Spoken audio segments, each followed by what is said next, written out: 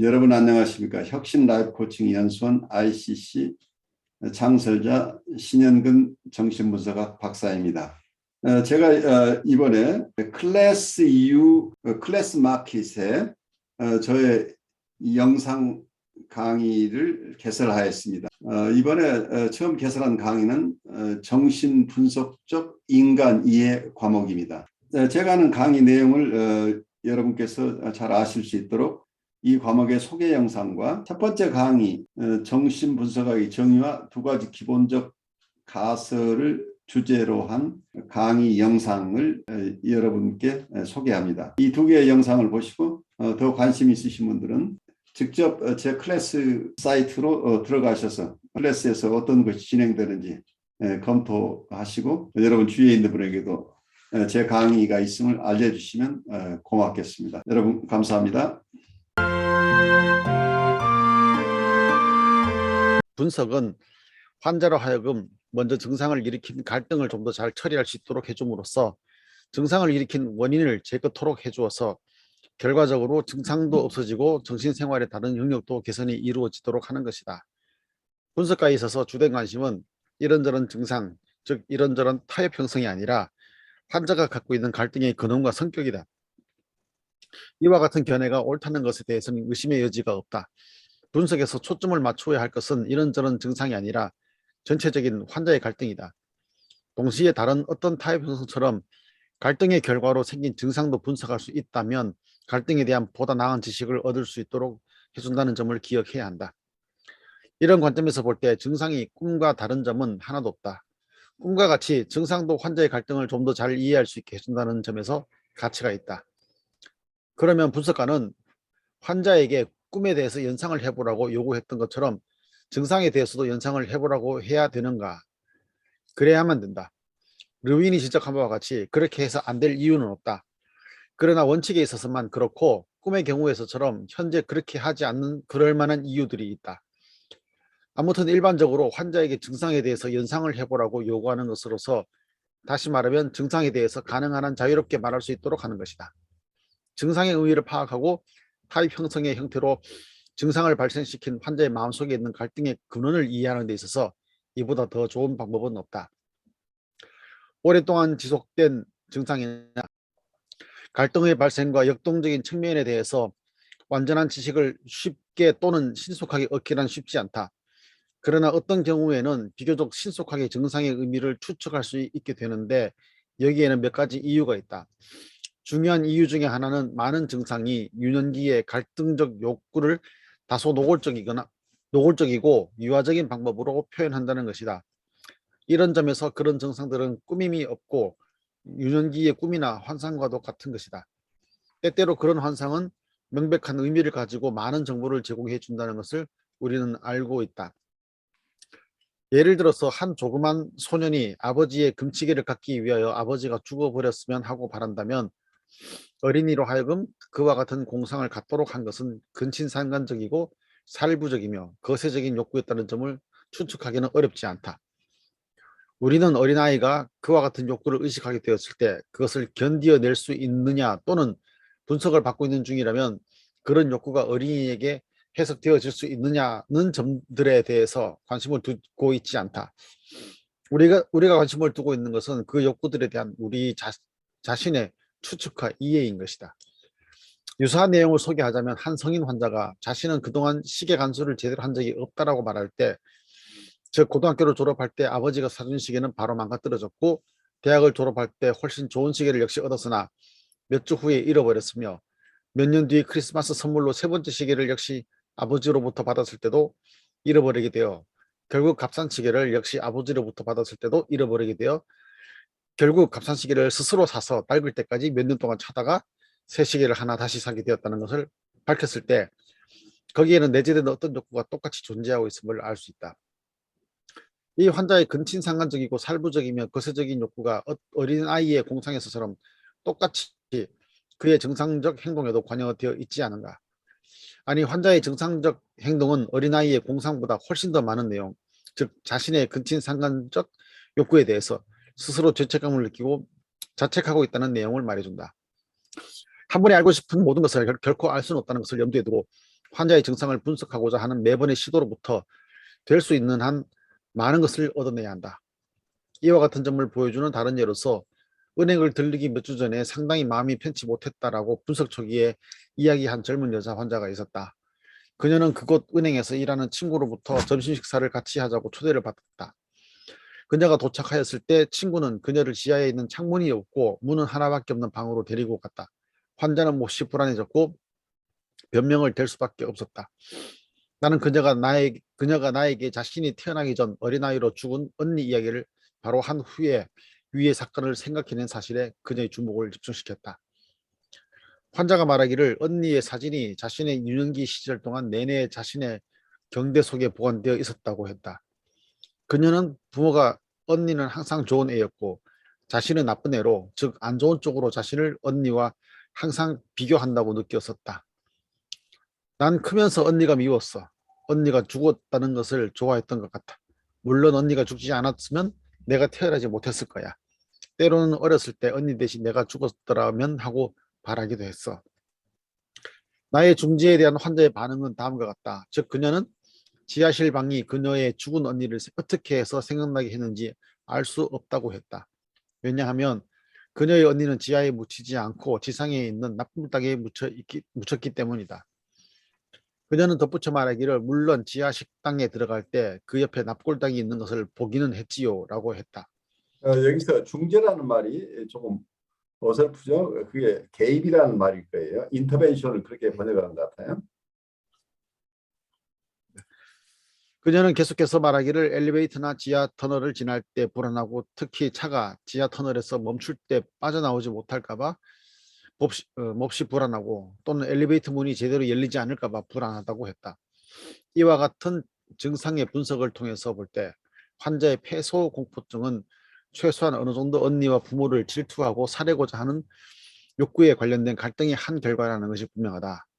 나는 언니를 미워한다. 내가 언니였으면 좋겠다. 내가 언니를 미워하기 때문에 부모들이 나를 미워할 것이다. 부모들은 왜 내 곁을 떠나는 걸까? 왜 돌아와서 나와 함께 있어주지 않는 걸까? 와 같은 생각은 소아기 시절에 자신이 흔히 그러했듯이 외로워하고 부모가 돌아와 주기를 바라기보다는 부모의 사랑을 받고 부모가 애도해야 하고 살아서 다시 돌아오기를 바랬던 언니처럼 매장을 당하고자 하는 불안한 공상과 관련이 있다. 그러나 이것은 완벽한 증상의 분석과는 거리가 멀다.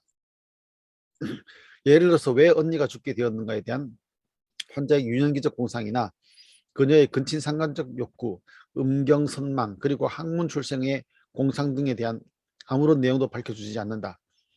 그러나 환자가 갖고 있는 갈등의 성격과 그것들의 소화기적 기원을 좀 더 이해할 수 있게 해주는 하나의 유용한 단계는 될 수 있다. 분석 도중에 증상이 흔히 없어질 수 있다.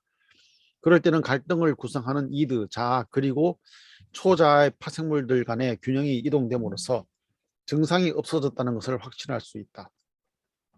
이와 같은 정신적 요소들 간의 균형은 여러 이유, 즉 전이 치료, 건강으로의 도피, 그리고 환자의 생활 환경의 변화 등으로 인해 이동될 수 있다.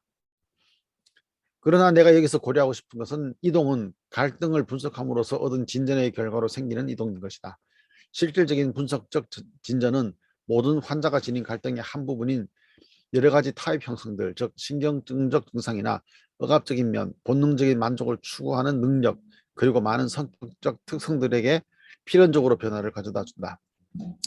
분석적 진전으로 인하여 증상이 사라지면 그 자체가 갈등과 욕구가 먼저 그 증상을 일으키게 했다는 것에 대한 또 하나의 증거가 된다. 여기서 잠깐 쉬어서 보시면 이제 증상에 대해서 얘기를 쭉 하면서 증상 자체도 분석의 대상이라고 보고 있죠. 마치 우리가 꿈을 분석하는 것처럼 증상이 왜 발생했는가, 그럼 증상의 원인을 바라보는 것이 중요하다고 보고 있는 거죠. 그래서 증상을 불러일으킨 마음의 갈등 구조를 이해하는 게 중요하다고 이렇게 이해하고 있어요. 그러면 증상을 바로 없애겠다는 어프로치가 아니라 증상의 원인을 잘 알고 그 속에 타협 형성들이 일어나고 있는데, 이 갈등 구조 속에서 여러 가지 타협 형성이 일어나는데 계속 그 증상에 대해서 이야기하고 그리고 그 원인을 추구하는 과정, 그리고 또 다른 여러 치료적인 과정을 가면서 점차적으로 이 갈등의 원인이 어느 정도 밝혀지고, 그리고 갈등 속에서 타협형성하는 방법이 좀 더 과거에는 현실에 적응하지 못하는 어떤 타협형성이었다고 한다면 조금 더 현실 적응적인 타협형성으로 이렇게 바뀌어 나간다고 하는 것은 조금 더 다른 쪽으로 얘기를 하면 이뒤에 있던 것들이 이고로 변화가 오게 되고, 그래서 심리 구조 내에 여러 가지 변화들이 발생한다, 이제 이렇게 보는 거죠. 무의식에 있던 것이 의식화되고 하면서 심리 구조 자체가 과거에 타협 형성할 때의 심리 구조와 점차 진행되면서 심리적인 여러 구조들 간의 타협 형성의 방법들이 각각 달라지기 때문에 결과적으로 타협 형성이 달라지면서 증상이 사라질 수도 있는데, 증상을 원래 없애겠다는 이런 치료 과정이었다고 하는 것보다는 증상이 없어지는 그 부수적이다, 이렇게 보고 있는 거죠. 하지만 증상의 분석 자체는 우리가 꿈 분석을 하는 것처럼 분석할 필요가 있다, 이렇게 얘기를 하고 있어요. 이번에 입장이 이해 가시나요? 정치 분석 쪽에서는 증상 자체는 우리가 증상에 포커스를 맞추지 않는다, 이렇게 보고 있는데, 찰스 브레나는 증상 자체를 없애는 것에 타깃을 하는 것은 아니지만 증상 자체도 우리의 마음의 갈등 구조를 이해하는 데 굉장히 중요하다고. 꿈과 마찬가지로 꿈만이 무의식에 대한 왕도가 아니고, 우리가 내담자에서 지금 직접 만나고 있는 어떤 증상들도 무의식의 세계를 이해할 수 있고 내담자의 갈등 구조를 이해할 수 있도록 하는 아주 중요한 요소가 된다. 그래서 증상 자체를 소홀히 하지 않는데, 증상 자체가 직접적으로 치료 과정에서 증상을 없애겠다는 목표를 세우라는 게 아니고, 증상이 가지고 있는 의미를 명확하게 파악함으로써 내담자가 적절한 타협 형성을 하는 과정을 함께 갈 수 있도록 도와주는 역할을 하는, 그런 점에서 증상을 없애겠다는 것은 아니지만 그렇다고 증상을 소홀히 하지 않고 증상 자체를 분석하는 것이 굉장히 중요하다고 본다는 점에서 다른 분들하고 좀 특이한 입장이 있어요.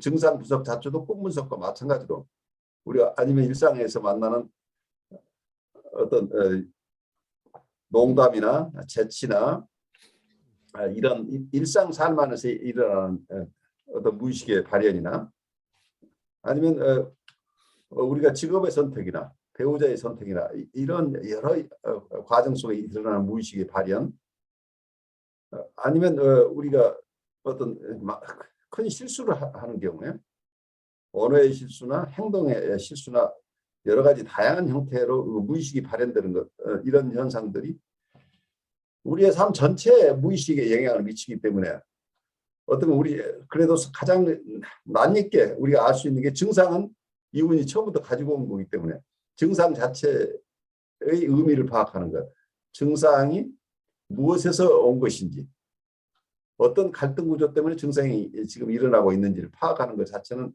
이분의 심리적인 갈등을 이해하는 데 굉장히 중요하다고 보는 이 찰스 브레너의 의견은 굉장히 타당성이 있는 것으로 보여요. 두 분 생각은 어떠세요? 제 얘기를 들으시면서. 근데 프로이드도 증상의 중요성에 대해서 많이 얘기를 하신 거 아니에요? 그런데 이제 뭐라고 할까요?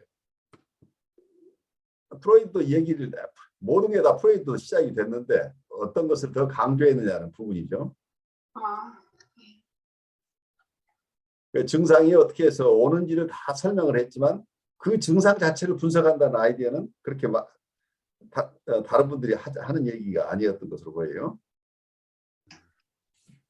보통 프로이드는 무의식의 꿈 분석이 무의식에 대한 무의식을 알게 되는 왕도다, 이런 쪽에서 꿈 분석을 굉장히 강조했고, 지금 융이언들도 꿈 분석을 굉장히 중요하게 생각을 하죠. 전체적으로는 다 증상이 무의식의 표현이라는 거 다 타협 형성이라고 알고 있지만 실제 임상에서 증상을 분석한다는 생각은 제가 다른 분들의 글에서는 거의 읽어본 적이 없었던 것 같아요. 그래서 이 찰스 브레인의 글을 읽으면서 내가 깜짝 놀랐던 게 이분이 아주 중요한 통찰, 클리니컬리 굉장히 중요한 통찰을 제공한다고 봤어요.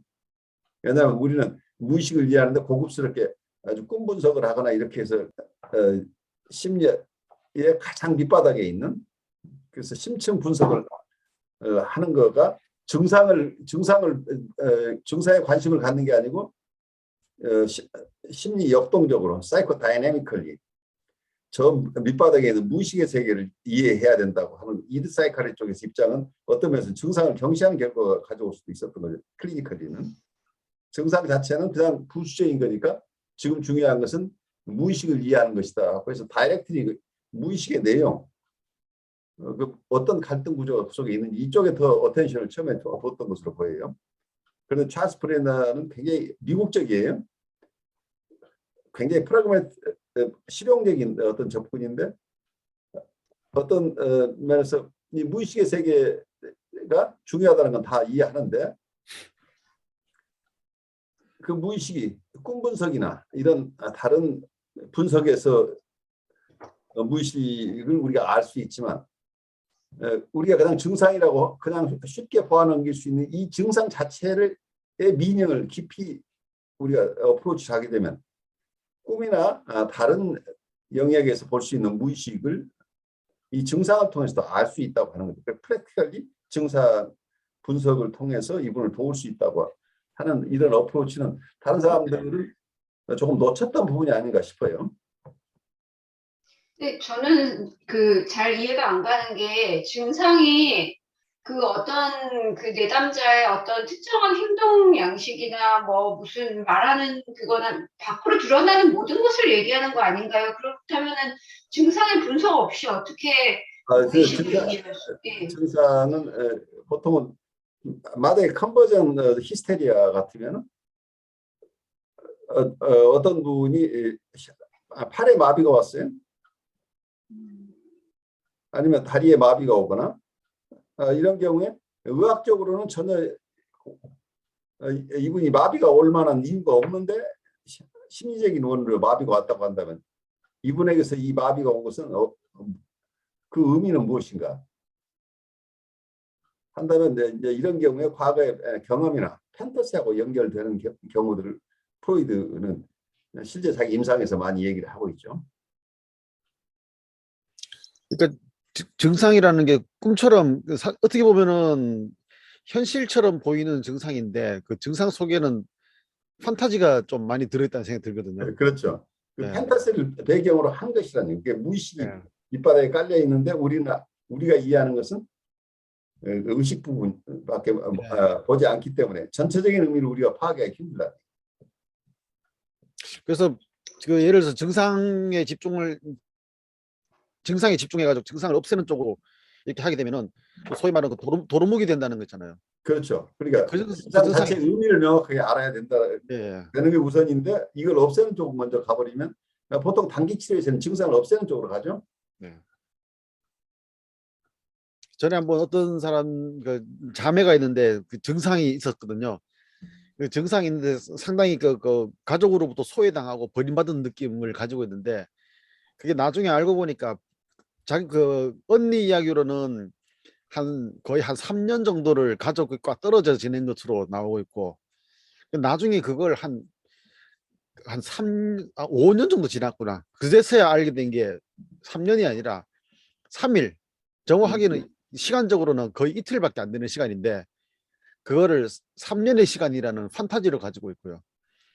그래서 또 동생대로 따로 가지고 있는 동생이 그때 뭐 심장이 안 좋아가지고 병원에 입원했는데 병원에 입원했는 기간을 갖다가 엄청 긴 시간처럼 생각하면서 또 다르게 또 이해를 하더라고요. 근데 그 둘 다 그 자매 간에 가지고 있는 판타지가 다르니까 가정 상황은 똑같았는데 판타지가 다르니까 결국에 드러나는 증상은 전혀 다른 모습으로 이게 드러나가지고 부모와의 관계도 다른 방식으로 맺고 있고 결국은 모든 삶에 대한 태도 자체가 둘이 완전히 다른 이야기인데 처음에는 그 어떻게 해서 같은 가정에서 이렇게 다룰 수 있을까 했더니 둘이 가지고 있는 같은 일에 대한 판타지가 다른 거예요.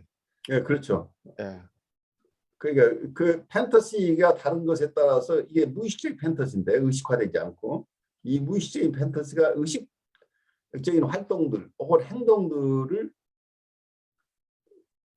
규제하는 이런 입장이에요. 의식적인 행동이나 의식 활동이나 의식적인 사고나 느낌이나 그리고 행동에 영향을 바로 미치고 있기 때문에 이 판타지를 무시할 수 없다는 거예요. 무의식적인 판타지가 기반이 돼서 의식적인 활동들이 일어나기 때문이죠.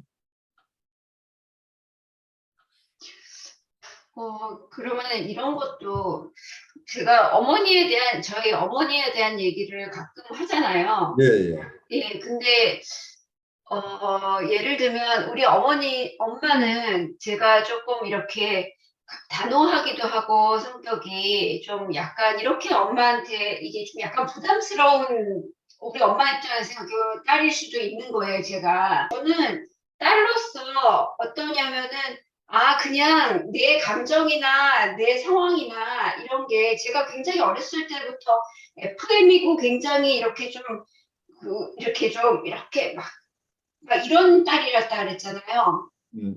굉장히 이런 이런 거를 많이 표현을 안 하는 딸이에요, 저는. 그러니까 맞아. 제가 실수하고 무슨 밖에서 문제가 있고 아니면 제가 어려운 거 이런 거를 스스로 해결하는 종류거든요, 저는. 그러니까 그것은 그러니까, 어떤 면에서는 예, 어쩌면 어머니하고도 비슷한 부분이 있는 거 아니에요. 그렇기 때문에. 그럼요. 제가 알아서 해결해야 되는 거죠. 그러니까 알아서 얘기를 해야 된다는 게 내가 무슨 필요한 걸 있어도 내가 언어로 표현하지 않고 지내온 거잖아요. 예, 그러니까 그럼요. 어쩌면 그게 어머니가 할머니하고 관계에서 맺었던 관계일 수도 있다는 얘기예요. 네, 맞아요. 저도 그게 좀 여기 제 동생하고 양분돼가지고 저는 굉장히 이거를 공부하면서 보니까 우리 가족이나 이런 그 상황들이 굉장히 이렇게 어떤 샘플 같이 제가 느껴지는데 제 동생이랑 굉장히 반대라 그랬잖아요. 제가 그래요, 그래. 성격이 반대거든요. 그러니까 저는 알아서 해결하고 굉장히 억압하는 약간 이런 스타일이고 제 동생은 항상 주의를 집중하는 스타일이고 그래요. 바로 그게 이게 캐런 오나이가 얘기했던 이거 한 사람은 moving toward people, 한 예, 사람은 moving against people이에요. 예, 나는 말을 잘 들음으로써 모범생이 돼서 사랑받고 싶은 욕구로 가버린 거죠. 예, 예. 그 둘이 서로 생존 방법이 달랐던 거예요, 이게. 그러니까요. 그러니까 이게 제가 뭐를 느낀다는 것이 항상 이게 전이와 투사와 뭐 이런 게 다 이렇게 일어나는 느낌이에요. 계속 얽혀 있는 거죠. 그러니까 어떤 면에서는 어머니가 가진 정서가 나한테 투사되는 게 전이 정서가 나한테 역전으로 들어오게 되면 어머니가 할머니에게 가졌던 정서가 있다고 한다면 내가 할머니로서 느끼는 정서가 있단 말이에요. 그러면 예, 할머니로서는 어떻게 되냐면 왜 딸이 내 말을 잘 안 들어? 그러니까 지금 나는 딸인데도 어머니는 내가 이렇게 하지 말고 좀 이렇게 하라는데 왜 내 말을 안 들어? 라는 정서로 왔지만 사실은 할머니가 느꼈던 정서가 똑같단 말이에요. 비난하는 마음이 있단 말이에요. 어머니에 대해서. 예. 맞아요, 맞아요. 엄마, 짜증나고 왜? 비난하고 싶은 욕구란 말이에요. 이게 어머니 안에는 내적 대상이 난 투사된 거란 말이에요. 할머니가 가졌을 만한 정서.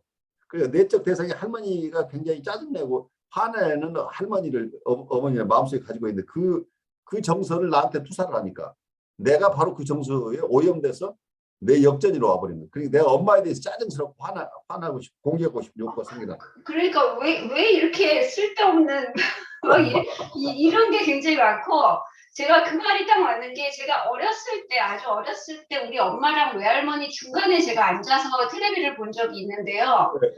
제가 외할머니가 느꼈을 만한 마음도 동시에 느꼈다고 제가 어렸을 때 생각이 든 적이 있었어요. 그러니까 바로 외할머니 예, 정서하고 내 정서가 일치해 버린단 말이에요. 예. 나도 살아가기 힘들었다. 내가 얼마나, 근데 너는 그거는 몰라주고 왜 자꾸 그렇게 화만 나 있냐. 이런 정서를 제가 느낀 적이 있었거든요. 되게 어렸을 때인데, 제가 말로 표현은 그때 생각 못 했는데 딱 그 순간에 그리면 딱 그게 생각이 나는 거예요. 그러면서 그때 본 영화가 조이러 클럽이라고 잘 모르실 거예요. 그 중국의 3세대 그 딸들이 엄마한테 2세대 중국 이민자 2세대 애들한테 가지는 갈등과 화해와 이런 거를 그린 그 얘기거든요. 중국 그러니까 교포들의 네, 딸과 엄마들의 얘기예요. 근데 그걸 보면서 제가 그 아주 어렸을 때 외할머니의 그 마음과 엄마의 화나 있는 이거를 중간에서 제가 느꼈을 때가 있었어요. 그러니까 딱 그 장면이 생각이 나는데 그게 지금까지도 많이 이렇게 그려지는 것 같아요. 그러니까 그래, 아무튼 이런 거 자체도 어떤 증상같이 저는 느껴지거든요. 그래요. 그걸 이제 뭘 예. 증상이라고 하는가는 그것도 사람들이 표현하기 나름이겠죠. 근데 우리를 불편하게 하고 매번 그것에서 우리 어머니 입장에서 그게 굉장히 불편하다고 한다면 이제 그런 것들도 하나의 증상이라고 볼 수 있겠죠. 이제 그게 또 너무 일관적으로 되면 하나의 성격 패턴으로 가기도 하죠. 성격 유형이 좀 예, 예. 성격 유형으로도 갈 수 성격 있을 것 같아요. 유형으로 가면 그러니까 증상은 일시적으로 이렇게 나타나는데 성격 유형이 되면 계속해서 똑같은 것이 성격에 의해서 반복돼 버리는 거죠. 패턴이. 예, 예, 예.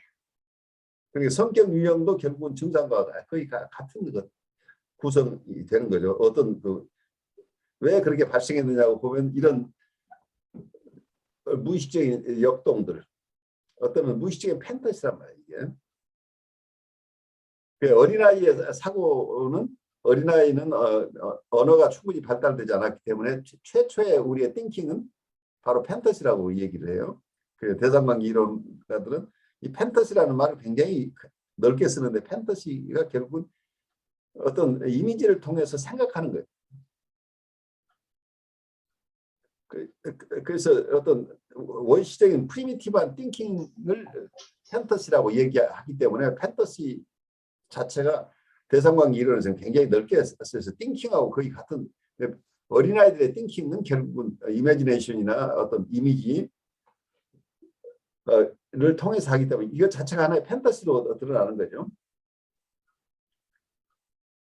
근데 우리는 그 판타시가 어린 시절만 있는 게 아니고 어른이 돼서 계속 우리는 어떤 판타시를 가지고 사는데 그게 무의식적으로 우리의 그 믿음 시스템이라고 하는 게 어떤 면에서는 고착화된 판타시 시스템이죠. 나는 어떤 사람이야. 나는 어떤 걸 해야 되는 사람이고 나는 또 무엇을 잘할 수 있는 사람이고 뭐 이런 것들 자기에 대한 어떤 판타시도 있고 대상에 대한 사람들은 다 나를 이용하려고 그래. 사람은 믿을 수 없는 게 사람이야. 라고 하면 이게 딱 고쳐가 되면 그게 판타시가 되니까. 한번 그 판타시를 가지고 있으면 이거 빌리프 시스템이라고 보통은 얘기를 하는데 어떤 자기 나름대로의 믿음 시스템이 딱 체계가 되면 이게 자체가 말하자면 프라이빗 리리전이 돼버리는 자기 나름대로 종교적인 신조가 돼가지고 그걸 바꿀 수가 없는 겁니다. 무의식 중에 이게 계속은 사람을 대할 때 똑같은 패턴으로 사람들을 대하게 되는 거죠. 피해의식이 많은 사람은 계속 사람들을 볼 때 그 피해의식을 가지고 전제로 하고 사람들을 만나게 됩니다. 또 어떤 사람들을 너무 많이 믿어가지고 계속 남한테 속임을 당하면서도 계속 똑같은 패턴으로 그래도 사람들이 의존하고 믿고 이렇게 반복하는 경우들이 이제 생겨나는 거죠. 근데 이제 그런 패턴이 왜 형성됐을까 하는 것을 그냥 그 패턴이 있다만 저 사람은 똑같이 이런 게 반복해라는 것까지는 누구나 일반적으로 관찰할 수 있는데 그런 패턴을 가지게 된 어떤 지네틱하다고 할까요? 발달적 어떤 근원적인 원인, 역동적인 심리 역동적이고 발생학적으로 어디에서 이런 현상들이 일어나고 있는가를 이해할 때 그 사람을 이제 전체를 이제 우리가 볼 수 있는 거죠. 우리 스스로도 내가 어떤 것들을 계속 반복하고 있다면 내가 왜 이럴 것인가 하는 것을 좀 깊이 들여다볼 수 있는 실마리가 이런 무의식적인 판타시를 무의식이니까 우리가 직접 알 수는 없지만 내가 반복하고 있는 어떤 여러 가지 것을 보면 그 밑바닥에 어떤 판타지가 있을 것이라고 짐작해낼 수가 있는 거죠. 그러니까 요즘에는 사실은 사람이 어떤 신념을 가지고 사는가라는 거를 생각해 볼 수 있잖아요. 바로 그거예요. 아까 믿음이라고도 그러셨는데 옛날에는 그게 굉장히 단순하고 굉장히 이상적인 어떤 그래 나도 어떤 신념을 가지고 살아야지라고 생각을 했는데 과연 그것을 형성하는 게 뭔가, 과연 그거는 뭔가에 대해서 생각을 조금씩 해보게 됐어요. 그게. 그래요. 예. 아니 그 판타지 가지고 있는 게 내가 가지고 있는 그것이 나의 삶의 경험, 실제적인 삶의 경험에서 왔을 수도 있지만 많은 경우는 다른 사람이 가지고 있는 그 판타지랑 다 영향을 받고 주거니 받거니 해가지고 뒤죽박죽 돼가지고 찾아나가고 가보면은 나중에는 완전히 찾을 수 없는 어느 지점에 딱 도달해 버려가지고 예, 알 수가 없는 상황이 되어버리는 거죠. 그러니까 인터랙티브하게 되는데 어제 조금 더 프리미티하게 가게 되면 원초적으로는 내 것이 아닌 것일 가능성이 굉장히 높아요. 동의시라고 하는 것들이 밑바닥에 깔리게 되면 누군가의 정서가 나한테 내 마음에 들어와서 내가 그것을 동일시해 버려서 원래 내 거라고 생각하고 오랫동안 살게 돼서 내 인격의 일부를 이루고 있는데 원래 내 게 아닌데 우리는 다른 사람의 것을 계속 내 거라고 우기면서 살아가고 있는 경우들이 많은 거죠. 그게 쉽지 않은 거죠. 어디까지가 결국은 외부 대상들을 동일시하면서 자기 인격을 형성해 나가기 때문에 이게 결국은 대상 관계 속에서 자기 인격이 형성돼 나가는데 그것들이 자기의 주체성을 가지고 있으면서 하나씩 추가하는 거면 괜찮은데 자기 주체성이 전체가 다 사라져 버린다면 그래 트루 셀프가 없어져 버린 상태에서 외부에서 오는 것하고만 계속 동일시가 일어나게 된다면 이건 우리는 식민지 백성으로 평생 사는 거죠. 외침에 의해서 계속 누군가를 모시고 사는 내 마음이 아니고 다른 사람이 준 마음을 가지고 계속 나라고 우기고 사는 거기 때문에 쉽지가 않죠. 그래서 우리가 우리 트루 셀프를 찾아간다고 하는 것이 그만큼 어렵죠. 왜냐하면 우리 어린 시절부터 외부에서 오는 영향에 의해서 내 인격이 형성됐기 때문에 어디까지가 나고 어디까지가 내가 아닌 것인지를 구별해내기가 굉장히 어려운 거죠. 기억한다고 하는 것도 그 대부분이 사실을 팩트를 기억하는 것이 아니라 자기가 만들어낸 가상의 기억일 가능성이 높다 그런 얘기잖아요. 그렇죠. 그러니까 예. 우리가 꿈을 기억한다고 하자면 꿈을 실제로 꾼 것을 기억하는 게 아니라 뭔가 꿈을 꿨는데 지금 입장에서 연상에 의해서 그거라고 느끼는 것들이죠. 그런데 실제 뭘 꿨는지는 우리가 알 수가 없는 거죠. 매니페스트 드림이라고 하는 것도 지금 내가 기억해낼 수 있는 것만 매니페스트 드림이 되겠죠. 예를 들어서 비행기를 타고 여행을 할 때 불안을 느끼는 30대의 한 여자가 있다. 그녀는 일이 잘못되는 경우 자신은 한낱 승객일 수밖에 없다는 사실에 대해 특히 불평을 하였다. 일이 잘못되는 경우 자신이 어떻게 손을 쓸 수가 없을 뿐만 아니라 그 상황을 위하여 뭔가 노력할 수 있는 기회가 주어지지 않는다는 것이었다. 조종사로서의 경험은 아무것도 없었다. 그러나 조종실에 갈 수조차 없다는 생각을 할 때마다 그녀는 심한 불안을 느꼈다. 좀 더 그녀가 연상한 내용을 보면 한 번은 작은 개인용 비행기를 탈 기회가 있었는데 그때는 아무런 불안도 느끼지 않았다는 것이다. 그녀는 이것을 자신이 조종실에 같이 앉아 있었기 때문에 필요하다면 자신이 뭔가 할 수 있을 거라는 가능성이 있었다는 데 그 이유를 돌렸다. 이 환자의 주된 갈등의 핵심은 자신은 그저 계집애인 반면 4살 어린 동생은 사내아이라는 사실이었다. 무의식적으로 자신은 거세되고 열등한 존재다라고 생각함으로써 그녀는 몹시 질투심을 느끼게 되고 낙담하여 항상 죄책감을 느끼게 되었다.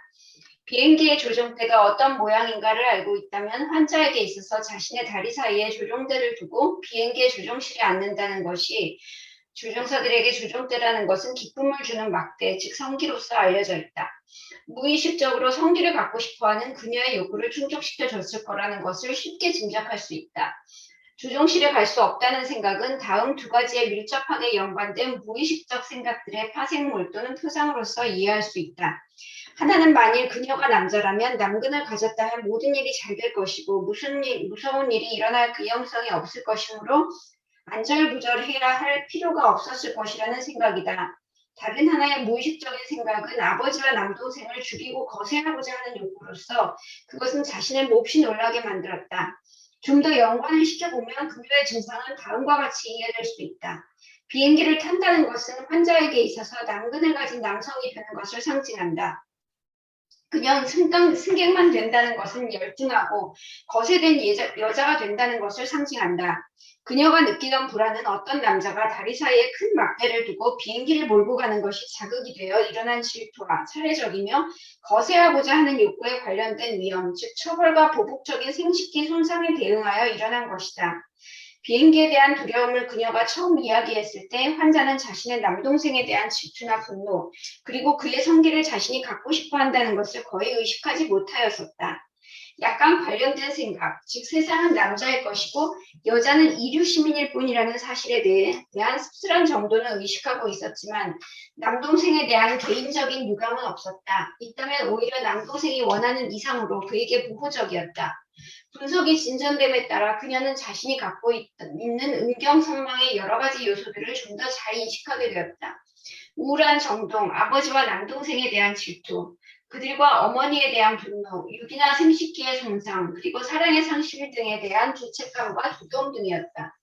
비행기의 두려움에 대한 이야기는 더 이상 들을 수 없었고 몇 달 후 그녀가 비행기를 타게 되었을 때 불안에 대한 언급은 없었다. 갈등이 변화되면서 증상도 없어진 것이다. 그렇게 됐다는 것은 증상이 그와 같은 갈등의 결과로서 일어난 것이라는 점을 확인시켜주는 또 하나의 증거다. 그런데 위의 간단한 내용은 어떻게 보면 명백한 신경증적 증상에 대해 무언가를 말해주고 있지만 많은 것들이 생략되는 것 같다. 이 환자의 경우를 공포증이나 비행 불안의 사례로서 생각한다는 것은 분석가나 환자에게 있어서 둘 다 손해다. 그것은 부정확하고 불충분한 견해로서 환자의 증상을 올바로 파악하지 못했기 때문에 분석 방법을 지연시키게 된다. 방금 언급된 환자의 예를 다시 살펴보자. 그녀의 증상을 완전하고 정확하게 기술하자면 그녀는 자신과 아무런 개인적 접촉이 없는 젊은 남자가 다리 사이에 큰 막대를 두고 모든 위험의 책임자로 있는 반면 자기는 다리 사이에 아무것도 없는 채 비행을 해야 될 때마다 불안을 느낀다는 것이다. 그러나 비행 책임을 맡고 있는 남자 옆에 자신도 뭔가를 다리 사이에 두고 앉게 되면 조금도 놀라지 않게 된다. 그녀의 증상을 이런 식으로 정말 옳게 파악하여 기술하게 되면 일반적으로 사람들은 그녀를 비행불안을 겪긴 했지만 아주 특별한 종류의 비행불안인 것 같아요 라는 반응을 보이게 될 것이다. 모든 환자의 모든 꿈이 독특하듯이 모든 환자의 모든 증상도 아주 특별한 종류의 것이라는 점도 사실이다. 적절한 곳에서 일반화하는 것이 필요하고 가치가 있으나 나름대로의 제한이 있다. 환자의 증상을 분석하게 될 때 알고 싶은 내용은 증상들의 개별적이고 고유한 특징들이다. 자, 여기서 우리가 잠깐 멈춰서 보시면 우리가 여러 가지 사례들을 보지만 우리가 구체적인 임상에서 누구를 만날 때는 과거의 사례들에서 실마리를 찾을 수 있지만 구체적으로 이 사람에게는 그게 어떤 의미인지를 알기는 굉장히 어렵죠. 그래서 여러 가지 문헌에 나오는 사례들이 도움이 되긴 하지만 비슷한 증상이라고 하지만 그 불안이라고 하는 것도 모두가 불안한데 그 불안이 사람마다 각각 의미가 다르다고 하는 거가 제일 어려워요. 이 사람이 느끼는 불안은 다른 사람이 느끼는 불안과 종류가 다르다는 거죠. 그래서 이 사람이 느끼는 그 불안의 원인이 어디에서 왔는가라는 것을 발생학적으로 그리고 역동적으로 이렇게 정신분석적인 입장에서 보지 않고는 이해하기가 굉장히 힘든 거죠. 어느 시점에서는 그 불안을 달랠 수는 있을지 모르지만 그 원인이 제거되지 않는 한 그건 계속해서 반복되거나 다른 모습으로 드러나기 때문이에요. 그래서 우리가 참 어려운 게 많은 사람들이 지식으로 정신분석을 공부하려고 하는데 지식으로 되지 않는 게 이제 이런 것들이죠.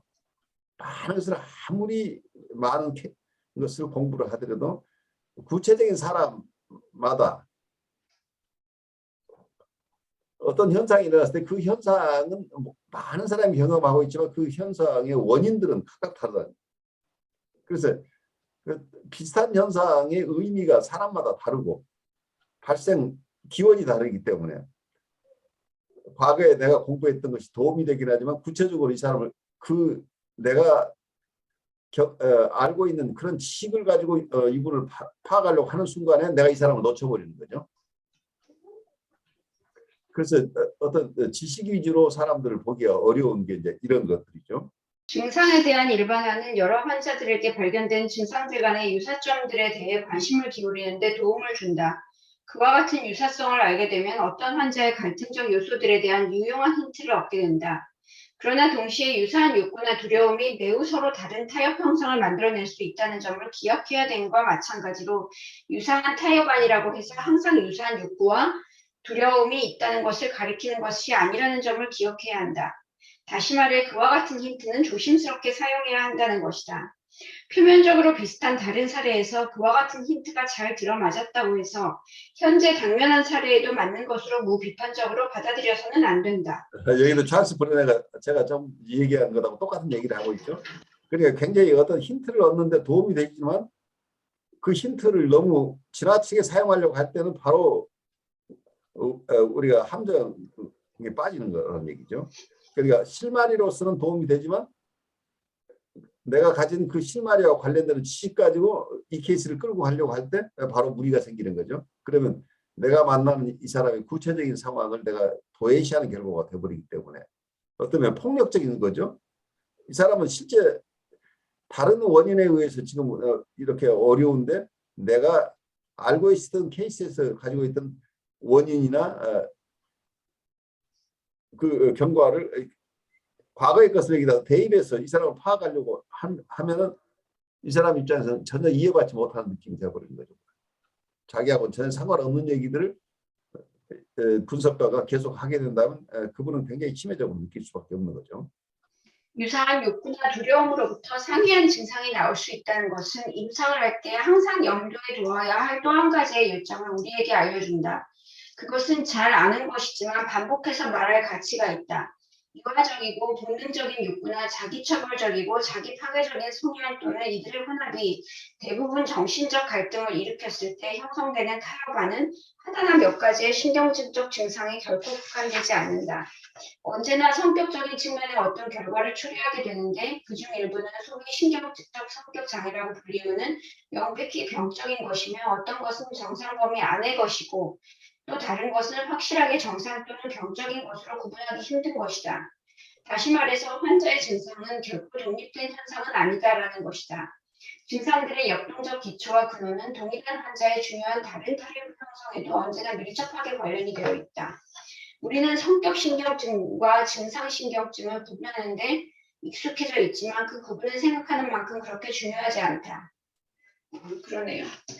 과거에는 그러니까 굉장히 무엇이 증상이냐고 하는 게 우리가 성격하고 아까 우리가 구별하기 힘들다고 얘기를 했었죠. 예, 증상이 좀 이렇게 사실은 약간 양의 차이인 것 같기도 해요. 그렇죠. 예. 예.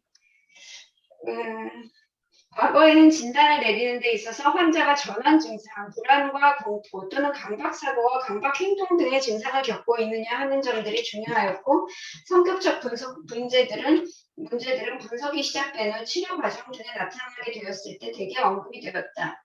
최근에는 진단적 초점이 초기 면담에서 드러나는 성격적 문제들로 맞춰지는 반면 환자의 증상은 분석이 진행되면서 살펴보는 추세다. 더욱 문제가 복잡해지는 것은 환자들이 말하는 불평들이 시류를 따르는 경향에 있어서 젊은 성인층의 환자들이 소외감이나 목표나 목적의 상실감, 생에 대한 무관심 등을 털어놓게 되는데 어느 정도의 시간이 지나면 그와 같은 불평들이 정말 자신들이 겪고 있는 증상과 성격적 문제들을 자신이나 분석가로부터 숨기기 위하여 사용하는 하나의 상투적인 수단임이 드러난다. 그리고 어떤 면에서는 이제 어떤 세대의 사람들을 보면 거의 비슷한 얘기를 하고 사회에 대해서 거의 비슷한 불평을 하고 있는 것 같지만 깊이 들어가면 각각 다른 얘기들을 가지고 있는 거예요. 다시 말해서 그런 식의 불평은 자신이 혹시 그렇지 않을까 하고 겁내고 있으면서도 자신이 나쁘지도 않고 다른 사람들과 다르지도 않다는 것을 자신에게 안심시켜주는 한 가지 수단인 것이다. 그러나 주된 요점은 증상이 환자의 생활 속에 나타난 독립적인 현상이 아니라는 것이다. 증상은 전체적인 조직의 한 부분이자 전체적인 정신생활의 한 부분인 것이다. 개별적인 정신적 갈등으로 생기게 되면 타협 형성이 무엇이든 간에 우리가 증상이라고 부르는 것은 다른 모든 것이 그러하듯이 개인의 한 부분이다. 그것들은 정상적인 타협 형성들과 종류에 있어서가 아니라 정도에 있어서 차이가 있다. 보수적으로 위의 논의를 통하여 뚜렷이 알 수 있듯이 증상은 결코 방어가 아니라는 점을 추가하고 싶다. 어떤 타협 형성에 있어서도 방어는 그래서 하나의 방어가 아니다 이제 이렇게 얘기하고 하나의 있죠. 방어가 증상은 결코 하나의 방어가 아니라는 점을 추가하고 싶다. 어떤 타협 형성에 있어서도 방어는 중요한 부분을 차지하지만 한 부분일 뿐이다. 동성애는 정신분열증을 막아주지 못하고 강박적인 증상 역시 우울증을 방어해주지 못한다. 그러나 그와 같은 서술은 너무나 단순하여 사실을 올바로 다룰 수가 없다. 우리의 주된 주제로 돌아가서 증상이나 신경증적 정신 성격 장애는 환자가 자신이 거부당할 때나 사랑을 받을 때, 외로움을 느낄 때, 군 중에 한 사람일 때, 성공이나 실패를 했을 때, 억압하거나 놀라고 화가 났을 때, 좌절이나 만족했을 때 어떻게 느끼고 생각하며 행동하는가 하는 것의 한 부분이라는 것을 반드시 기억해야 한다.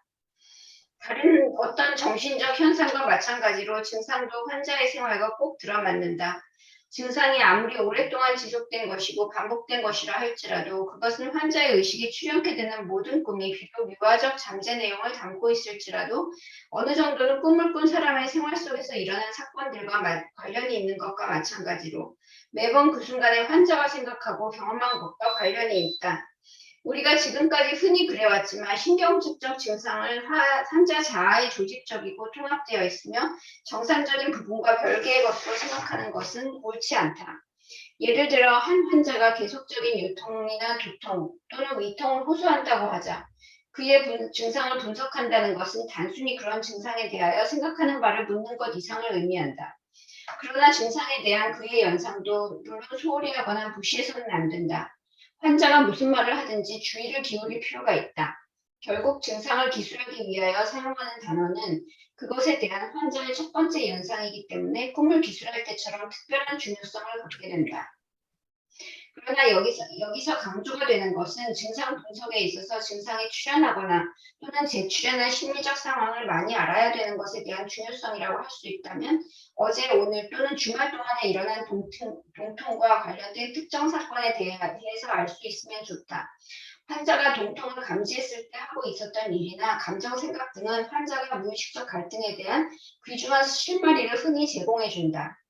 환자에게 꿈이나 그 밖에 어떤 것 이상으로 증상에 대해서 질문해서는 안 된다. 자발적인 표현이 가장 이상적이다. 그러나 환자가 지속적으로 자세한 내용을 밝히지 않는다든지 만원버스에서는 항상 현기증을 느껴요. 매번 신경 쓰이게 하는 것은 이륙이야. 등과 같이 자신의 증상을 일반화시켜 기술한다면 그가 무의식적인 그 무엇을 피하고 있다는 것을 확신할 수 있다. 이 점을 환자에게 지적해줘야 하고 다른 어떤 중요한 저항처럼 그것도 분석을 해야 한다. 환자의 저항이 그렇게 강하지 않을 때 그리고 증상 발생에 대해서 자유로이 이야기할 수 있을 때 그의 증상과 역동적 관련이 있으며 타협 형성의 일종인 그의 생활의 다른 측면과의 관계를 매우 뚜렷이 볼 수 있게 된다. 예를 들어서 전에 언급한 비행 불안을 가지고 있던 환자가 몇 달 동안 증상이 없다가 다시 재발했다고 하자.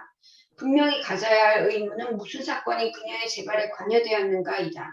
유발 사건에 대해 이야기하면서도 그녀는 불안을 느꼈을 때는 위가 텅 빈 느낌, 정말 메스꺼운 느낌을 가졌을 때였다고 기억을 해냈다. 최근에 그런 느낌을 경험한 때는 확실히 기억할 수 없다고 했다. 그러나 몇 초 동안 말을 멈추더니 마지못한 듯이 다시 입을 열었다. 기억할 수 있는 마지막 때는 남자친구의 요구에 의해 구음을 해야 했을 때라고 말했다. 그때 그녀는 하나도 즐겁지 않았고 창피하고 이용당했다고 느꼈었다. 메스커피까지 했다. 비행기에서는 아무것도 먹지 않았다. 그녀가 식사를 거절하였다. 다행스럽게도 그녀는 그날 일찍 훌륭한 점심 식사를 하였던 것이다. 동료와 근사한 곳에서 2개의 큰 삶은 소세지를 먹었었는데 그것이 일종의 큰 위안이 되었던 것이다. 그녀는 어렸을 때 소세지를 즐겨 먹었지만 성인이 된 후에는 자주 먹지 않았었다. 문제의 비행이 사업상의 여행이라는 점도 추가되어야 하겠다. 그녀가 좀 더 책임이 무거운 자리로 금방 승진을 했었던 때여서 회의에 참석하고자 비행기를 탔던 것이다. 그녀에 있어서 승진을 한다는 것은 나이 든 그녀의 남자 상사가 대부분이 남자인 그녀의 동료들보다 그녀를 선택했다는 것을 의미하는데 그녀는 이것을 물론 처음에는 무의식적이지만 자신의 아버지가 어린 시절에 자신의 주된 경쟁자였고 질투심의 주된 대상이었던 남동생보다 자신을 좋아한다는 것과 같은 것으로 생각하였다. 이상 간단한 설명이 분석 자료들에 의해 충분히 입증된대요. 즉 최근에 승진을 한 후 회의에 참석하기 위해 비행기를 탄 것은 무의식적으로 웃었고 죄책감이 결부되어 있는 욕구를 만족시킨 상징적인 의미가 된다는 것을 독자들에게 납득시켰으리라 생각한다.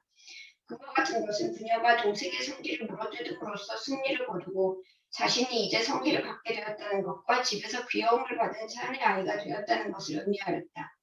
이와 같은 범죄 때문에 그녀는 불안, 오심, 공복감, 그리고 비행기 따위에 놀라거나 하는 나약한 자신에 대한 혐오감 등의 대가를 지불하여야만 했다. 현재 논의하고 있는 내용들의 맥락에서 볼 때 특별히 관심을 가져야 될 내용은 그녀의 증상을 형성시킨 유년기 시절의 욕구, 즉 남자가 되려고 하고 아버지의 사랑을 독차지하려는 욕구가 그녀의 성인기 생활의 다른 측면들과도 유사하게 관련이 되어 있다는 것이다. 예를 들어서 그것들은 그녀의 직업 정선에도 영향을 미쳤고 이에 관련된 억제와 불안감 때문이 아니라 이로부터 그녀가 얻을 수 있었던 즐거움의 이유를 많이 설명해 준다. 진정한 의미에서 방금 기술한 환자의 증상은 승진에 대해 그녀가 보인 반응의 일부라고 볼 수 있다. 마찬가지로 환자의 무의식적 갈등에 대한 언급 없이 그리고 그것들의 근원인 소화기 때의 본능적인 욕구와 두려움에 대한 언급 없이는 증상을 이해할 수 없다. 실로 신경증적 증상의 심리학을 설명하는 데 있어서 프로이드 자신으로부터 시작해서 분석가들에 의해 항상 강조되어 왔던 점이 바로 이 내용이다.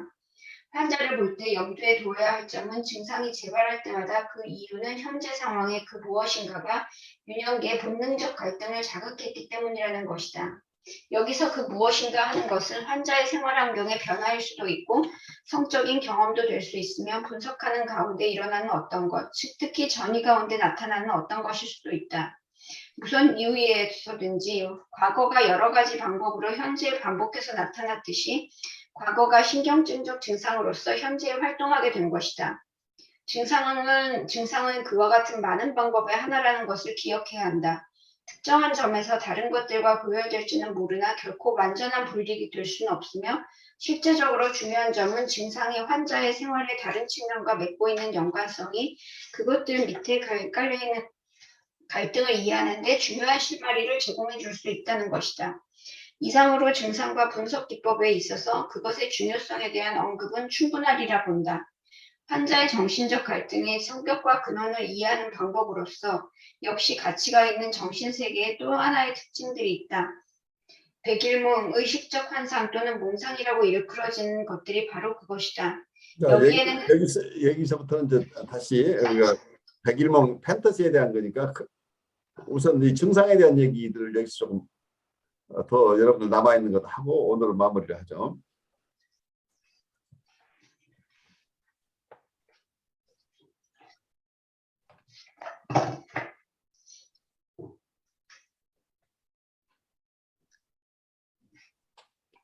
여기서 증상이라고 하는 것을 이분이 굉장히 넓게 보고 있죠.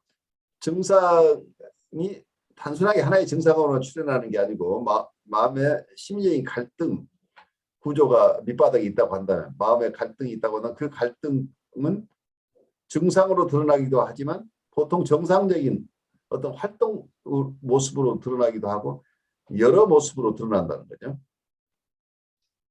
그래서 증상 하나만을 이렇게 독립적으로 본다는 것 자체가 조금 너무 협소한 생각일 것이다 라고 본다면 이분의 삶 전체에서 어떤 것은 이니비션 억제로 드러나기도 하고 어떤 것은 어떤 선택의 과정 속에서 여러 모습으로 드러나기도 하고 이분의 성격 패턴에 어떤 특이한 점으로 드러나기도 하는데 구체적으로 어떤 불안이나 공포 또 어떤 신체화나 이런 증상으로 드러나기도 하고 여러 모습 증상으로 드러나기도 하지만 증상과 이분의 삶의 다른 영역들하고도 밀접하게 관련이 되어 있다는 거 하는 거죠. 그래서 종합적인 시각으로 우리가 만나는 그분의 삶 전체를 아울러서 관통하고 있는 어떤 심리 내적 역동들을 볼 수 있다고 한다면 훨씬 도움이 되지 않겠느냐 하는 얘기를 하고 있어요. 조금 막연한 것 같은데 여러분들한테 어떻게 들리세요? 이분의 얘기가.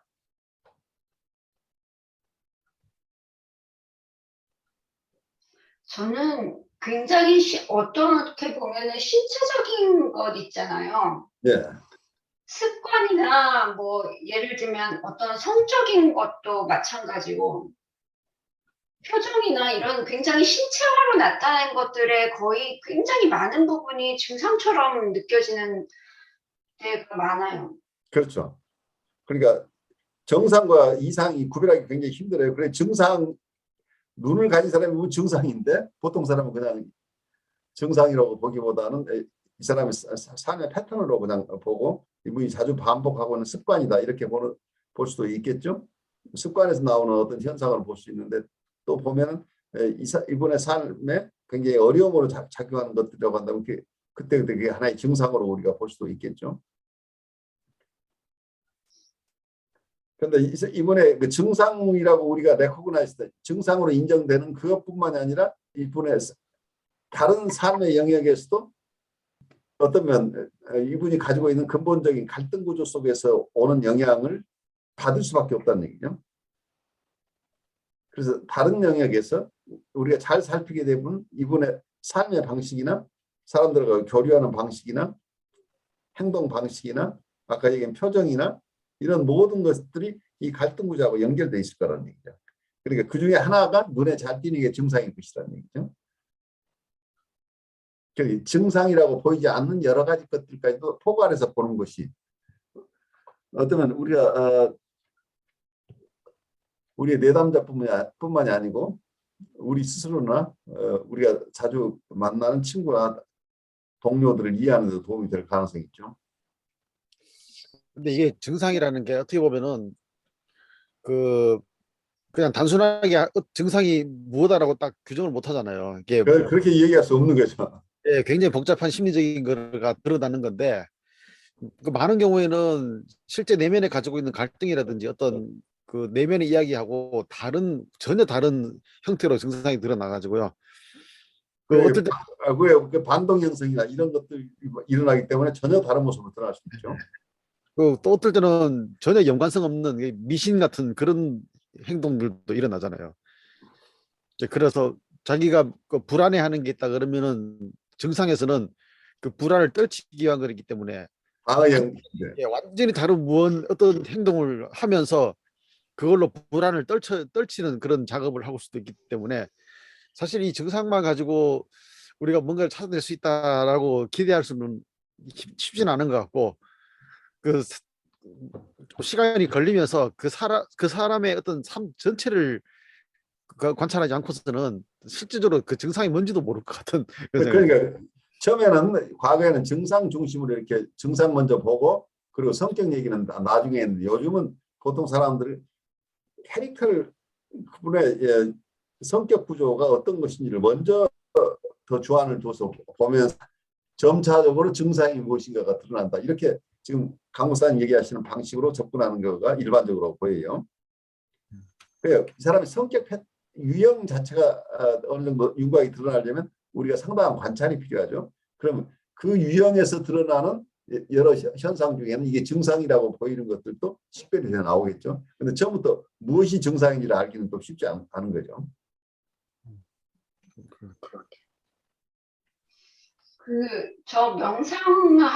명상 선생님이 하여튼 명상 같이 하던 사람들이랑 하던 얘기 중에 굉장히 많이 하던 얘기가 머리에서 가슴으로라는 얘기를 많이 하게 되거든요. 예, 예. 그러니까 그게 그냥 좋게 그냥 머리로만 하지 말고 그냥 가슴으로 심장으로 우러나오는 뭐 어떤 걸 해라라는 그냥 좋게 좋은 얘기뿐만이 아니고 굉장히 이 방법에서도 많이 하다 보면은 여러 가지 방면으로 그 말이 쓰이는 거예요. 그래서 그렇죠.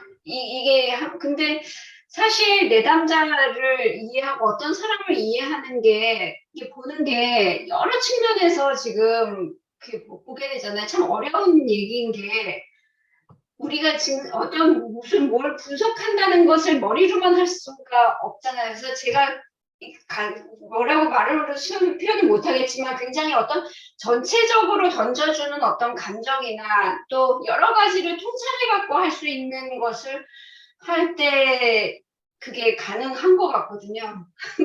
표현을 잘 못하겠는데 아주 중요한 얘기죠.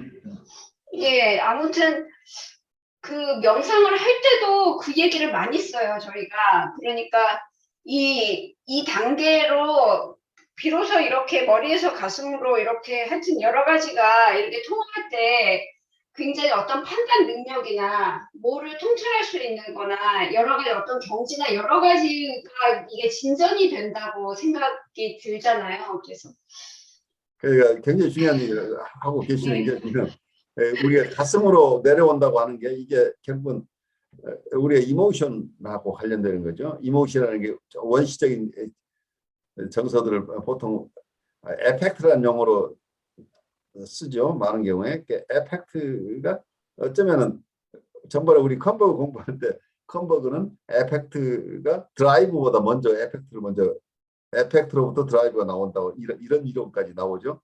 그 대상광의 이론 쪽에서는 이 정서를 굉장히 중요하게 생각해요. 그리고 컨버그 얘기도 결국은 대상광의 이론 쪽에서 정서를 중요시하고 그 에펙트나 이모션이 굉장히 중시되는 결과인데 어쩌면 우리의 트루 셀프라고 하는 것 자체가 이 에펙트하고 연결된다. 혹은 정서하고 연결된다는 거기 때문에 우리 가슴으로 내려온다는 얘기는 내 트루 셀프가 어떤 것을 파악한다는 얘기잖아, 결국은. 이 육체적인 관계도 자기는 너무 안 된다. 이게 자기는 이게 의식적인 것에서 정말 이렇게 어떤 사람이랑 결혼 단계까지 가고 이래도 그게 안 된다는 얘기를 막 하고 있었어요. 근데 저한테 먼저 온 거는 뭐냐면은 가슴이 촬영하는 그런 거 있잖아요. 이상하게. 그게 어디서 왔을까를 저는 이렇게 그 원래 그 습관대로 내가 아버지의 관계에 있어서 뭐 어쩌지 이렇게 생각하는데 그거랑은 별개로 가슴이 찰렁하게 답답하게 꽉 이렇게 저를 누르는 그런 느낌을 그 얘기하는 내내 저는 느꼈었거든요. 그러니까 그 대상과의 관계를 맺는다는 것이 이 사람을 철렁하게 만드는 거잖아. 그렇게 되면. 그 관계가 안 되는 것 같아요. 그러니까 정서적인 관계가. 그러니까 그 대상과의 관계를 하려고 하는 것 자체가 이 사람에게는 엄청난 중압감으로 다가오는 거잖아요. 그러니까 관계가 안 될 수밖에 없는 거죠. 가슴이 철렁한 거죠. 이 대상과 자기가 관계를 맺는 것 자체가 이분에게는 엄청난 데미지로 두려움으로 공포로 다가오는 것처럼 느껴져요. 그러니까요. 그게 아니 보통 사람들 같으면 사실은 그 저희 뭐 우리 아들이랑도 손잡고 다니고 우리 남편이랑도 손잡고 다니고 이게 너무 자연스럽고 어떨 때는 그렇죠. 이게 따뜻하고 이러니까 참 이게 기대기도 하고 좋잖아요. 그래요. 근데 얘한테는 그게 굉장히 부자연스럽고 2단계 다음에 2단계 해야지 이게 막 꽉 잡아 누르는 굉장한 어떤 부담감으로 다가오는 것 같아요. 그러니까 그 어떤 대상 자체가 편안한 대상이 아니고 금지된 대상이란 말이에요. 그렇기 때문에. 그러니까 접촉해서는 안 될 대상이라는 얘기가 되잖아요. 그래서 이분은 어쩌면 에더펄 스토리일지도 몰라요. 그러니까 근친상간의 느낌이 강할 수도 있는 거죠. 예, 그러니까 제가 하고 싶은 얘기는 머리로 생각하는 것과 저의 몸과 마음으로 느낌으로 오는 것은 또 다른 단계의 어떤 그렇죠. 그거란 말이죠. 그러니까 이 사람이 실제 느끼고 있는 정서가 나에게 역전으로 들어온 거라니. 예, 그런 것 같아요. 그러니까 우리가 머리로 생각하는 것은 하나의 우리가 주제와 과정이니까 그것도 필요하죠. 이 사람을 이해하는데 그것만 가지고는 이 사람의 실제 히어앤드 나와서 느끼는 정서가 우리에게 전달되는 게 아니고 이건 노한 거죠. 실제 이 사람이 가지고 있는 정서가 우리에게 전달되는 건데 우리가 머리로 이해하는 것. 이 아이는 이래서 에디퍼스 컴플렉스 때문일 거야라고 하는 것은 하나의 추상화예요. 그러니까 그건 하나의 그런 언더스탠딩이라고 하는 거지 실제 이 사람이 느끼고 있는 정서가 무엇인지 그걸 일반적인 네임을 했을 뿐이지 이 사람이 구체적으로 느끼고 있는 정서가 아니라는 거예요. 이 사람의 두려움의 실체가 아니고 그것을 이런 것들을 총괄해서 에디퍼스 컴플렉스라고 한다 하는 그런 이름 짓기일 뿐이지 실제 이 사람이 느끼는 그 정서의 강도나 그 원인들에 대해서는 내가 알 수 없는 영역이죠. 그러니까 저기 많은 여행자가 오는데 저분들 다 중국 사람들이야.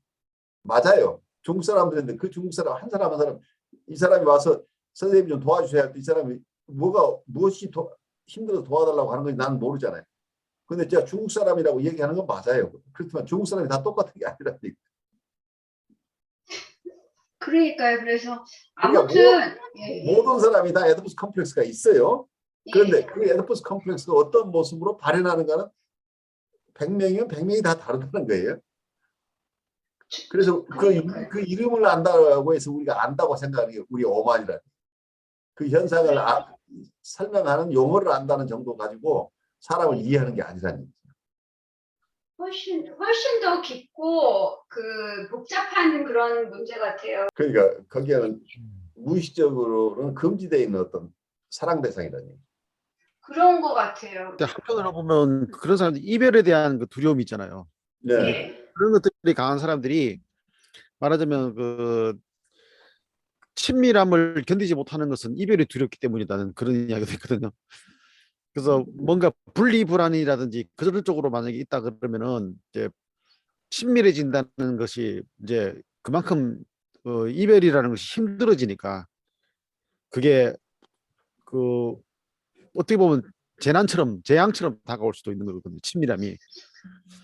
이제 그런 그 친밀해진다는 자체가 나한테는 너무 견딜 수 없는 정서가 이미 예고되어 있다. 이제 이렇게 느낄 수도 있을 것 같아요. 그걸 그러면은 위험 신호로 볼 수도 있는 거죠. 예, 그렇게 되면은 예를 들어서 아버지 사진을 안 보여준다 내지는 내가 안 보고 싶다 이렇게 되는 것은 이별한 아버지를 본다는 자체가 견디기 힘든 정서를 유발할 수 있지 않을까 그런 생각도 들고요. 그래서 그런 사람들이 가지고 있는 그 내면 속에서는 굉장히 두려움이라는 거 있잖아요. 두려움. 근데 뭐에 대한 두려움인가? 근데 자기가 감당하지 못하는 정서에 대한 두려움이 깔렸지 않을까 그런 생각이 들더라고요. 그래요. 자기가 감당하기 어려운 정서에 대한 두려움에서 방어가 여러 모습으로 드러나는 거죠. 그래서 근데 사람들이 어떤 면은 복합적이에요. 대상과의 관계에서 에더프란 정서도 있어요. 근데 또 그 아래 프리에더프란 부분도 있기 때문에 어느 부분들이 다 해결된 게 아니고 사람의 마음의 층 속에서는 프리에더프란 층과 에더프란 층이 있기 때문에 어떨 때는 에더프란 측면이 건드려지고 어떨 때는 프리에더프란 측면이 건드려지는 거죠. 특히 어느 대상을 상실했을 때는 이 굉장히 원초적인 감정들이기 때문에 그때 어느 것이 더 강하게 나오는지는 사람마다 다르겠죠. 특히 어떤 현재의 증상과 직결되는 것은 어떤 에더펄층일 수도 있고 어떤 사람들은 프리에더펄 층인 경우도 있겠죠. 오늘 사실은 그 증상에 대한 얘기를 했는데 찰스 브레너의 지금 이 얘기는 굉장히 중요한 얘기예요. 임상적으로는. 지금까지는 보통 증상은 우리가 원인을 알면 원인 치료를 하는 거냐 증상에 대해서 관심을 안 갖는 게 마땅한 것처럼 일반적으로 생각했던 경향이 있어요. 그런데 이걸 증상을 꿈 분석처럼 증상을 분석할 필요가 있다고 하는 이런 어프로치는 굉장히 참신한 어프로치예요. 그래서 많은 경우에 증상은 별거 아닌 것으로 치고 이 사람의 무의식만 이해하려고 하는 이런 태도 가지고는 이분은 도울 수 없다고 하는 거죠. 그래서 찰스 브레너의 굉장히 큰 인사이트 중에 하나가 나는 증상 분석이라고 봐요. 증상을 그냥 그 증상을 치료한다고 해서 되는 거 아니니까 우리가 그거 관심 갖는 것보다는 이 사람의 무의식을 읽어서 치료해야 된다고 하는 게 무의식이 그냥 그렇게 그 실마리를 찾는 게 쉽지 않은데 가장 많이 우리가 바로 접할 수 있는 건 지금 증상을 통해서 나타나고 있는데 이 증상을 제껴놓고 꿈을 연구를 하거나 뭐 다른 여러 가지 것을 이분의 자유현상만 가지고 이걸 마음의 갈등 구조를 찾아낸다고 하는 것이 무리일 수 있는 거죠. 지금 현재 고통받고 있는 이 증상을 통해서 드러나는 무의식적인 이 사람의 마음의 갈등 구조를 이해하는 거가 굉장히 중요하다고 하는 것은 굉장히 프랙티컬한 어프로치인데 실제로 많은 사람들이 착안하지 않고 있는 부분을 이분이 착안한 게 아닌가 싶어요. 여러분 안녕하십니까? 저는 신현근 정신분석학 박사입니다. 저는 뉴욕에 있는 혁신 라이프 코칭 연수원의 창설자이며 운영자입니다. 그리고 한국에 있는 한국임상정신분석연구소 공동소장으로서 정신분석가들 양성에 주력하고 있습니다. 여러분과 함께 공부할 과목은 정신분석적 인간 이해입니다. 이 과목에서는 정신분석학의 정의와 두 가지 기본 가설, 즉 무의식에 대한 인식과 그리고 심리적 결정론에 대해서 여러분과 함께 나누고 인간을 이해함에 있어서 가장 중요한 우리의 욕동 혹은 본능에 대한 이론 그리고 우리의 마음의 구조에 대한 이야기들을 하게 될 것입니다. 이를 기반으로 원본능과 자아를 어떻게 구별할 것인가 그리고 자아는 어떻게 발달하는 것인가 그리고 자아와 원본능 간의 갈등이나 대립이 있을 수 있는데 이 자아가 스스로를 방어하는 여러 가지 기능이 있는데 이 자아가 가지는 방어 기제들은 어떤 것인가 하는 얘기를 나누면서 자아의 발달에서 가장 중요한 대상관계를 어떻게 이해할 것인가 그리고 대상관계가 발달함에 따라서 초자아가 발달하게 되는데 초자아의 발달 과정과 그 기능에 대해서 여러분과 함께 나누고 그리고 정신분석이 무의식의 세계를 기반으로 하기 때문에 실수와 재치 그리고 꿈에 대해서 함께 공부하겠습니다. 그리고 정신분석학이 심리학 전체를 다루는 일반 심리학이긴 하지만 연원적으로 정신병리 측면에서 발달되어 왔습니다. 그래서 정신병리론에 대해서 우리가 공부하고 정신적 갈등이 정신병리에 영향을 미치긴 하지만 또한 정상적인 발달 과정에서도 정신적 갈등은 큰 영향을 미치기 때문에 이 정상적인 정신 기능과 정신적 갈등에 대해서 알아보고 그리고 우리가 태어날 때 이고나 혹은 셀프라고 하는 자아나 자기를 가지고 태어났는지에 대한 논쟁에 대해서 여러분과 알아보도록 하겠습니다. 그리고 저는 정신분석에는 다양한 학파들이 있는데 이 다양한 학파들을 각각 독립된 것으로 보지 않고 다양한 정신분석들을 정신분석이라는 큰 틀 안에서 통합해야 내야 될 필요가 있다고 봅니다. 그래서 통합적인 정신분석이 왜 필요한가 하는 얘기를 우리가 나누게 되겠고 그리고 정신분석 자체가 영성과는 어떤 관계에 있는지 우리 인간 발달을 중심으로 인간을 이해한다고 할 때 정신분석과 영성과는 불가분의 관계에 있다고 봅니다. 이런 다양한 측면들을 여러분과 함께 공부할 수 있기 바랍니다. 여러분 감사합니다.